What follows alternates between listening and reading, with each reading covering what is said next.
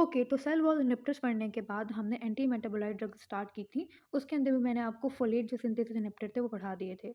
हमने वो दोनों ड्रग्स पढ़ ली थी जो कि फोलेट की सिंथेसिस को इन्हिबिट करती थी बैक्टीरिया के अंदर। वो दोनों कौन-सी थी? एक आपके पास थी सल्फोनामाइड और दूसरी थी ट्राइमेथोप्रिम, ठीक है? तो हमने सल्फोनामाइड भी पढ़ लिया और ट्राइमेथोप्रिम भी पढ़ लिया। अब हम उन ड्रग्स को पढ़ेंगे जो कि आपके बैक्टीरिया के अंदर होने वाले डीएनए रेप्लिकेशन को इन्हिबिट करती हैं। वो कौन-सी है? तो वो एक ही ड्रग है जिसका नेम होता है फ्लोरोक्विनोलोन्स। ये जो ड्रग्स होती हैं क्या करती हैं? बैक्टीरिया के अंदर होने वाली डीएनए रेप्लिकेशन को इन्हिबिट करती हैं। अब थोड़ा कॉमन सेंस यूज़ करो कि अगर फॉर एग्ज़ाम्पल एक बैक्टीरिया है, उसकी डीएनए की रेप्लिकेशन नहीं हो पा रही, तो क्या वो सेल डिवाइड हो पाएगा? क्या उसकी ग्रोथ हो पाएगी? नहीं हो पाएगी। तो आपकी फ्लोरोक्विनोलोन्स क्या करती हैं? बैक्टीरिया जो कंटिन्यूअसली ग्रो कर रहे होते हैं, नए-नए सेल्स में डिवाइड हो रहे होते हैं, उस प्रोसेस को इन्हिबिट कर देती हैं। किस तरह?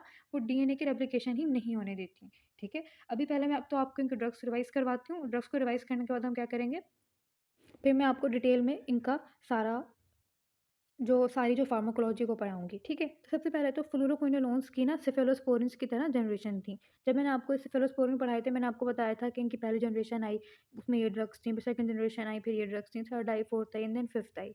सिमिलरली आपके फ्लूरोक्विनोलोन्स भी जनरेशंस में आई। सबसे पहले जो आपकी फ्लूरोक्विनोलोन्स आई, उसका नाम था नॉरफ्लेक्सिसिन। नोट कर लो कि सब ड्रग्स के लास्ट में आपको फ्लेक्सिसिन देखने को मिलता है। तो सबसे पहली जो आई उसका नेम था नॉरफ्लेक्सिसिन। यहीं पे मैं आपको एक एमसीक्यू बता दूँ, नॉरफ्लेक्सिसिन का दूसरा नेम होता है नाइलिडिक्सिक एसिड, ठीक है? तो ये जो आपका लम्स का 2K24 का मॉड्यूल हुआ था, उसमें ये एमसीक्यू था। आपसे कहा गया था कि इनमें से फ्लूरोक्विनोलोन्स को चूज़ करो और आपके पास ऑप्शन में लिखा हुआ था नाइलिडिक्सिक एसिड, ठीक है? तो बहुत सारे जो स्टूडेंट्स होंगे उनको कन्फ्यूजन हुई होगी कि नाइलिडिक्सिक एसिड तो हमने कहीं पढ़ा ही नहीं है और ना ही उसके लास्ट में फ्लेक्सिसिन आ रहा है, तो वो किस तरह फ्लूरोक्विनोलोन्स हो सकता है? तो द आंसर इज़ कि नॉरफ्लेक्सिसिन का ही दूसरा जो नेम होता है, वो नाइलिडिक्सिक एसिड होता है। बेसिकली नॉरफ्लेक्सिसिन ड्राइव हुआ होता है नाइलिडिक्सिक एसिड से, ठीक है? तो आपके सामने नॉरफ्लेक्सिसिन हो या फिर नाइलिडिक्सिक एसिड हो, आपने कन्फ्यूज़ नहीं होना। देखो अब आप सेकंड जनरेशन की जो ड्रग्स थी उनका नाम है सिप्रोफ्लेक्सिसिन एंड ऑफ्लोफ्लेक्सिसिन। जो थर्ड जनरेशन की होती है उनका नेम है जेमीफ्लेक्सिसिन एंड द लीवोफ्लेक्सिसिन, ठीक है? जो फोर्थ है उसका नेम है मॉक्सीफ्लेक्सिसिन। चलें पहले ड्रग्स को रिवाइज़ करते हैं ताकि आपको थोड़ा समझ आए, याद हो, उसके बाद फिर हम कंटिन्यू करते हैं। सबसे पहले आपकी कौन-सी है? नॉरफ्लेक्सिसिन है, ठीक है? ये आपकी हो गई फर्स्ट जनरेशन की, ठीक है? उसके बाद आपकी कौन-सी है?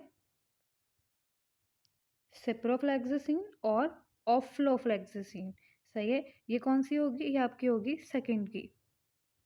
उसके बाद थर्ड की कौन-सी है? लीवो और लीवोफ्लेक्सिसिन और दूसरी कौन-सी थी? जेमीफ्लेक्सिसिन, राइट? ये हो गई आपकी थर्ड जनरेशन की। फोर्थ की कौन-सी है? मॉक्सीफ्लेक्सिसिन। तो you don't need to write floxacin हर जगह, इस तरह अपने नोट्स में शॉर्ट करके लिखो। जैसे नॉरफ्लेक्सिसिन, सिप्रोफ्लेक्सिसिन और ऑफ्लोफ्लेक्सिसिन सेकंड है, लीवो और जेमी थर्ड हैं और बाकी मॉक्सी फोर्थ है।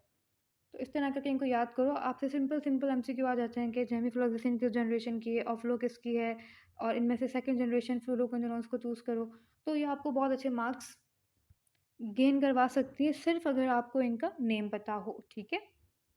तो जी ड्रग्स आपको समझ आ गई हैं। अब मैं आपको डिटेल में पढ़ाती हूँ कि फ्लूरोक्विनोलोन्स किस तरह डीएनए की रेप्लिकेशन को इनहिबिट करती हैं, सही है? वो हमारा चार्ट कहाँ गया? ये रहा, सही है? तो मैंने आपको सारी ड्रग्स रिवाइज़ करवा दी। फर्स्ट जनरेशन की नॉरफ्लेक्सिसिन है, सेकंड की सिप्रो और ऑफ्लो है, थर्ड की जेमी और लीवो और फोर्थ की मॉक्सी है। अच्छा, कुछ बुक्स में ना मॉक्सी को थर्ड में ही काउंट करते हैं, तो आपने कन्फ्यूज़ नहीं होना। आप जो भी बुक फॉलो करते हो उस हिसाब से आपने इसकी जनरेशन लिख देनी है, सही है?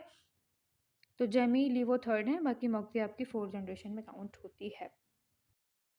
तो अब कब से मैं कह रही हूँ कि आपके फ्लूरोक्विनोलोन्स क्या करते हैं, भई बैक्टीरिया के अंदर जो डीएनए रेप्लिकेशन होती है उसको इनहिबिट करते हैं। अब मैं आपको ये बताने लगी हूँ इनका मैकेनिज़्म ऑफ एक्शन है क्या, ये फंक्शन किस तरह परफॉर्म करते हैं। तो सबसे पहले आपके पास 2 टाइप के बैक्टीरिया होते हैं, आपको पता है ग्राम नेगेटिव और ग्राम पॉजिटिव। दोनों में इनका फंक्शन डिफरेंट है। अगर आप ग्राम नेगेटिव बैक्टीरिया के अगेंस्ट फ्लूरोक्विनोलोन्स को दोगे तो क्या होगा, ये क्या करेंगी, ये बैक्टीरिया का एक एंजाइम होता है जिसका नेम होता है टोपोआइसोमेरेज़। उसी का दूसरा नेम होता है डीएनए गायरेज़, ठीक है? तो बैक्टीरिया के अंदर टोपोआइसोमेरेज़ 2 को, या जिसका नाम है डीएनए गायरेज़, उसको इनहिबिट कर देती हैं। इसकी वजह से क्या होता है, ये जो आपका एंजाइम्स होते हैं ना, ये आपके नेगेटिव कॉइल्स बना रहे होते हैं।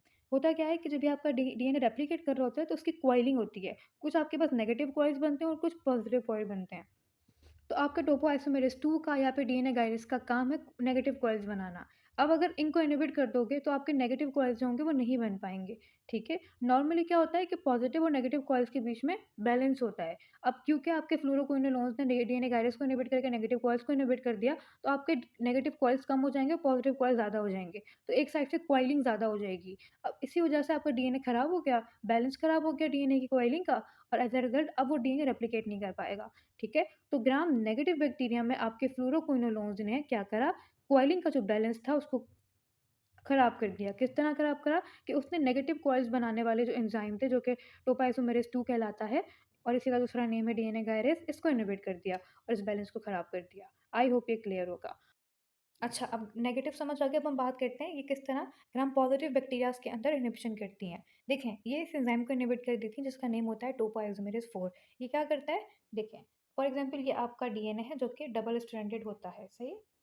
अब जब भी इसको रेप्लिकेट होना होगा तो इसको सेपरेट होना होगा, ठीक है? तो ये एक एक आपके पास 2 जो स्ट्रैंड्स होते हैं दोनों सेपरेट हो जाते हैं। फिर हम इनसे एक नया डीएनए स्ट्रैंड बना लेते हैं। इस तरह आपके डीएनए की रेप्लिकेशन हो जाती है। तो द पॉइंट इज़ कि इसको डबल स्ट्रैंडेड को इस तरह सिंगल फॉर्म में आना होगा, सेपरेट होना होगा इन दोनों को, राइट? ये सेपरेशन कौन करवाता है? आपका टोपोआइसोमेरेज़ 4, सही है? अब इस टोपोआइसोमेरेज़ 4 को अगर इनहिबिट कर दिया तो क्या ये जो आपके 2 डीएनए स्ट्रैंड्स हैं ये सेपरेट हो पाएँगे? नहीं हो पाएँगे और रेप्लिकेशन भी नहीं होगी। जब डीएनए की रेप्लिकेशन नहीं होगी तो आपका गोल था वो पूरा हो गया। सही है? तो ये काम है आपके फ्लोरोक्विनोलोन्स का टोपोइसोमेरेज़ 4 को इनहिबिट करना ताकि जो आपके डीएनए हैं वो सेपरेट ही ना हो। जब वो सेपरेट नहीं होंगे तो मज़ीद रेप्लिकेशन नहीं होगी। अब हम बात करते हैं इसके एडवर्स इफ़ेक्ट की, जल्दी से आपको पढ़ाती हूँ। इसको आपने याद रखना है विद द निमोनिक PQRST, ठीक है? P stands for peripheral neuropathy, Q for QT prolongation, R for rashes like photosensitivity भी आपको देखने को मिल सकती है और साथ सीज़र्स आपको देखने को मिल सकते हैं और ये भी आपने याद रखना है टेंडोनाइटिस, टेंडन्स की इन्फ्लेमेशन हो जाती है और आपने याद रखना है कि आपके जो फ्लोरोक्विनोलोन्स होते हैं, वो आप जितनी भी प्रेग्नेंट लेडीज़ होती हैं, इसके अलावा जो बच्चे होते हैं, उनके अंदर कॉन्ट्राइंडिकेटेड होते हैं, यानी कि आपने नहीं देने होते। क्यों नहीं देने होते? Because of this reason.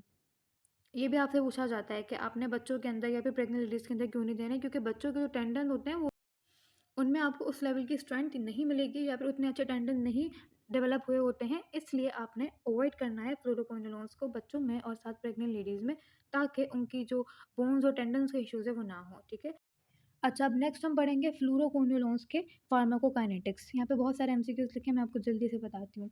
सबसे पहले अगर आपने फ्लूरोक्विनोलोन्स खाई, तो वो एक्सक्रीट किस तरह होगी? वो आपकी किडनी में एक्सक्रीट होती है। जितनी भी ड्रग्स अभी आपने पढ़ी ना, वो सब की सब कहाँ पे एक्सक्रीट होती हैं? आपकी किडनी में एक्सक्रीट होती हैं, मीन्स किडनी में जाएँगी और फिर किडनी से यूरिन में जाएँगी और यूरिन के थ्रू एक्सक्रीट हो जाएँगी। लेकिन आपकी एक ड्रग है जिसका नेम है मोक्सीफ्लेक्ज़ोसिन, ठीक है? ये हमने कहाँ पढ़ी? ये रही आपकी मोक्सीफ्लेक्ज़ोसिन। ये जो है ये आपके किडनी से नहीं बल्कि ये लिवर से एक्सक्रीट होती है, ठीक है? लिवर से मीन्स फिर लिवर में जाएगी, लिवर से बाइल में ऐड होगी, फिर बाइल से आपके बॉडी के बाहर एक्सक्रीट हो जाएगी, ठीक है? तो सबसे पहले तो आपको पता चल गया कि सारी फ्लोरोक्विनोलोन्स यूरिन के थ्रू एक्सक्रीट होती हैं, बस जो आपकी मोक्सीफ्लेक्ज़ोसिन है वो बाइल में एक्सक्रीट होगी, ठीक है? इसके अलावा आपको क्या याद रखना है कि ये जो मोक्सीफ्लेक्ज़ोसिन होती है, ये आपकी सेकंड लॉन्गेस्ट एक्टिंग फ्लोरोक्विनोलोन्स है। इसके अलावा ये यूटीआई में वर्क नहीं करती। क्यों नहीं करती? थोड़ा सोचो। ऑफ़ कोर्स ये आपके यूरिनरी ट्रैक्ट में जाती ही नहीं है, ठीक है? ये आपके लिवर सिस्टम में जा रही है, लिवर का जितना भी हेपेटिक सिस्टम है वहाँ जा रही है। बाकी की सारी ड्रग्स जो होती हैं वो आपके रीनल साइड पे जाके फिर आपके यूरिनरी ट्रैक्ट में जाके वहाँ का जो इन्फेक्शन है उसको ट्रीट कर सकती हैं। लेकिन मोक्सीफ्लेक्सोसिन तो जाती है लिवर में, वो रीनल साइड तो जाती नहीं है, इसलिए वो यूटीआई के लिए काम नहीं कर सकती। सिमिलरली आप इसको दे सकते हो रीनल डिसफंक्शन में। अगर कोई पेशेंट है उसकी किडनी खराब है और वो अब आप ड्रग खा भी रहे हो तो वो ड्रग को एक्सक्रीट नहीं कर पाएगा क्योंकि उसकी किडनी खराब है। तो इस तरह तो ड्रग बॉडी के अंदर एक्यूमुलेट रहेगी। तो इसलिए हम क्या करते हैं, हम मोक्सीफ्लेक्सोसिन को रीनल डिसफंक्शन में देते हैं, यानी कि ऐसे लोग जिनकी किडनी खराब है तो उसमें हम मोक्सीफ्लेक्सोसिन देंगे क्योंकि उसने वैसे भी किडनी से एक्सक्रीट तो होना नहीं है, लिवर से एक्सक्रीट होना है। तो हम ड्रग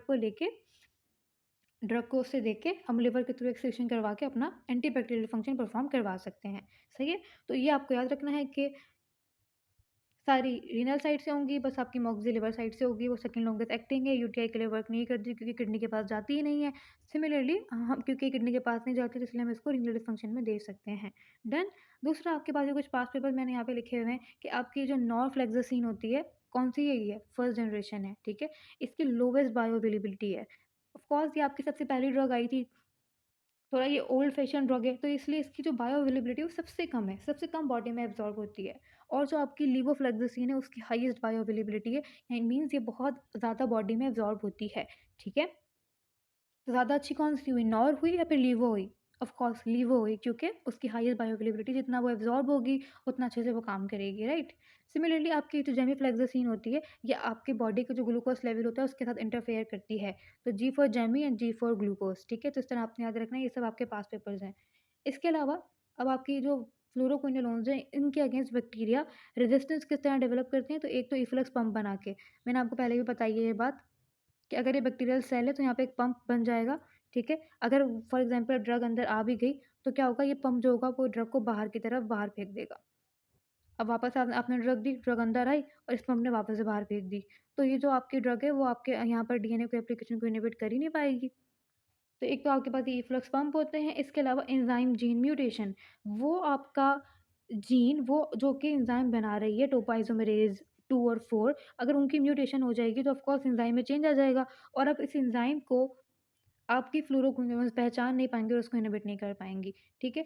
तो आपके एंजाइम के अंदर कोई चेंज आ गया, उसके जीन्स की म्यूटेशन हो गई जिसकी वजह से एंजाइम चेंज हो गया, तो फ्लोरोक्विनोलोन ने जिन एंजाइम को इनहिबिट करना था वो तो चेंज हो गए, टोपोइज़ोमेरेज़ 2 और 4 की बात कर रही हूँ, ठीक है? तो फिर क्या होगा, इनके अगेंस्ट रेजिस्टेंस डेवलप हो जाएगी। एक और आपका पास्ट पेपर है कि सिप्रोफ्लोक्सासिन की रेजिस्टेंस किस तरह डेवलप होती है, तो उसका आंसर है एंजाइम जीन म्यूटेशन। वो जीन जो कि डीएनए गायरेज़ को बना रही होती है, टोपोइसोमेरेसिस को बना रही होती है, उसकी म्यूटेशन हो जाती है जिसकी वजह से क्या होता है, सिप्रोफ्लोक्सासिन के अगेंस्ट बैक्टीरिया रेजिस्टेंस डेवलप कर लेता है और फिर सिप्रोफ्लोक्सासिन उस पे काम नहीं कर पाती।